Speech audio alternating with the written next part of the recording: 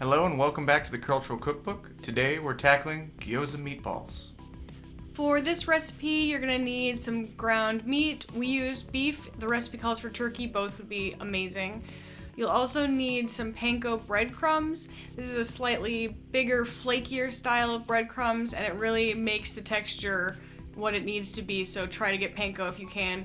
Sesame oil, soy sauce, garlic, ginger, some sugar, eggs, green onions, chives, and cabbage. We are gonna shred up our cabbage, chop it up nice and fine, because you don't want meatballs with really huge pieces of cabbage in them. The cabbage will need a little bit of a head start, so we're going to boil it on the stove and then drain all the liquid off.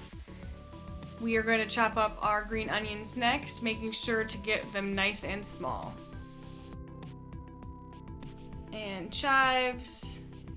Again, you want to make sure that everything is nice small pieces so that they can get incorporated into the meatballs and not be texturally off-putting. We're going to take the tough outer skin off of our ginger piece. You can also use a spoon to peel ginger. That works pretty well. And then I'm shredding it down with a microplane grater, which makes it go a lot faster than trying to chop it up. I'm going to do the same thing with a couple cloves of garlic. A lot easier than chopping, but you do have to make sure you watch your fingers on that. All those chopped up seasonings are going to go into the meat along with 2 cups of our panko, our sesame oil, soy sauce, sugar, 2 eggs, and our drained cooked cabbage. You're going to want to mix this by hand until it comes together. You don't want to overwork the mixture too much or you'll have tough little meatballs.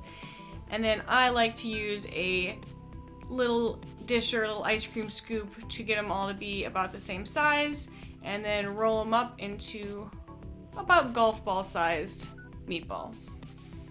And once again, as always, so you don't have a whole batch that doesn't taste the way you want it, we're just going to fry up one quick mini one before we get too far into the process to make sure that they're as tasty as we want them to be, and that way we can add salt to the batch now before we get through them.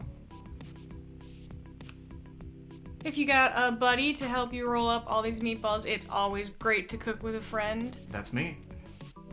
I'm going to put together a little dipping sauce for when the meatballs are done. I have some hoisin, a little bit of barbecue that I'm going to just whisk up.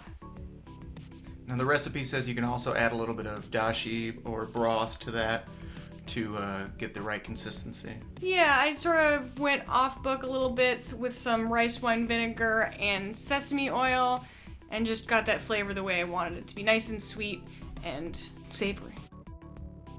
These are going to bake in a 350-degree oven for about 20 minutes or until they're cooked all the way through.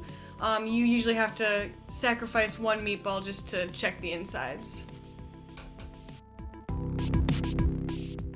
Now we are really into meatballs in our household. I love Swedish meatballs. This is a great new take because we also love making gyoza. We've never thought about just using the filling itself. This is a great snack on its own. We put it on top of salads.